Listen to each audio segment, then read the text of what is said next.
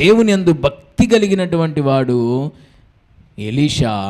Elisha దగ్గర ఉన్న శిష్యుడైన గెహజీ భక్తి లేనివాడు. నేను గతంలో కూడా చెప్పాను, ఒక వ్యక్తి భక్తి గలవాడా భక్తి లేనివాడా అనేది ఎలా తెలుస్తుంది? అది విశ్వాసి కానీ, అది దైవజనుడు కానీ భక్తి గలవాడా భక్తి లేనివాడా అని ఎలా తెలుస్తుంది అంటే ఏం లేదండి, సింపుల్. భక్తి గలవాడిలో ఖచ్చితంగా శక్తి ఉంటుంది. హల్లెలూయా, అంతే సింపుల్. భక్తి గలవాళ్ళలో ఖచ్చితంగా శక్తి ఉంటుంది, భక్తి లేనోళ్ళలో శక్తి ఉండదు. మనలో శక్తి ఉంది అంటే మనం భక్తి కలిగి ఉన్నామని అర్థం. మనలో శక్తి లేదు అంటే మనం భక్తి లేనివారు అని అర్థం. గెహజీ వచ్చాడు ఆ దండం తీసుకొని, ఆ చచ్చిపోయిన ఆయన దగ్గర పెట్టి కొడుతున్నాడు.